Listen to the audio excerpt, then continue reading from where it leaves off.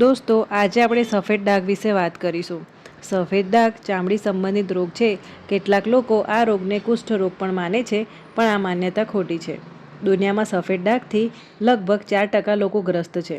ભારતમાં 4% એટલે કે લગભગ 5 કરોડ લોકો આ સમસ્યાથી પીડાય છે. શરૂઆતમાં નાની દેખાતી આ સમસ્યા સમય જતાં વધતી જાય છે. આમ થવાનું લક્ષણ શું છે? આ રોગની શરૂઆતના લક્ષણો એ છે કે શરીરના કોઈપણ ભાગમાં પીળો ડાઘ પડે છે અને સમય જતાં તે સફેદ થઈ જાય છે. શરૂઆતમાં આ આકાર ઘણો જ નાનો હોય છે, પછી સમય જતાં તે શરીરના બીજા ભાગોમાં પણ ફેલાય છે. કોળ થવાના કારણો. ચામડી પર સફેદ ડાઘ થવાના મુખ્ય 3 કારણો હોઈ શકે છે. આવી વ્યક્તિઓના શરીરમાં પોષક તત્વોની ઉણપ જોવા મળે છે. આ સિવાય ફૂગના ચેપથી પણ આ રોગ ફેલાય છે. અને ત્રીજું કારણ છે લ્યુકોડર્મા અથવા વિટિલિગો સમસ્યા હોઈ શકે છે.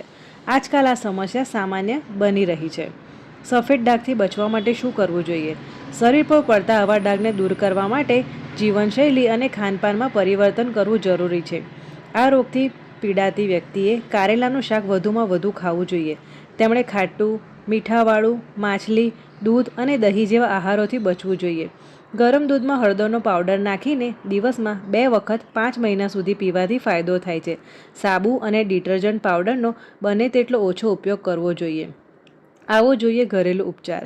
જે વ્યક્તિ આ સમસ્યાથી પીડાતી હોય તેણે તાંબાના વાસણમાં આખી રાત ભરી રાખેલું પાણી સવારે ઉઠીને પીવું જોઈએ.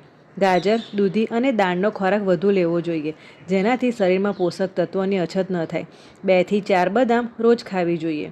હળદર અને સરસિયાનું તેલ. હળદર અને સરસિયાનું તેલ ભેળવીને આ મિશ્રણને ડાઘવાળી જગ્યા પર લગાવવાથી રાહત મળે છે. તેના માટે 1 ચમચી હળદર અને 2 ચમચી સરસિયું લો. 15 મિનિટ સુધી આ મિશ્રણ લગાવ્યા પછી હુંફાળા પાણીથી તેને ધોઈ લો. આવું દિવસમાં 3 થી 4 વખત કરવાથી તેનાથી આરામ મળે છે. લીમડાના પાન અને મધ. લીમડાના પાનની તાજી કૂંપળોની પેસ્ટ બનાવીને તેનો રસ કાઢી લો.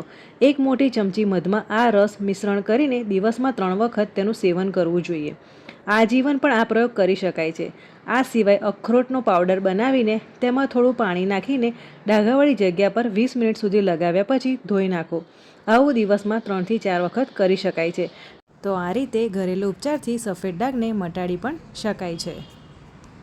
મિત્રો, તમને મારો આ સફેદ ડાઘનો વિડીયો કેવો લાગ્યો તે જરૂરથી જણાવજો.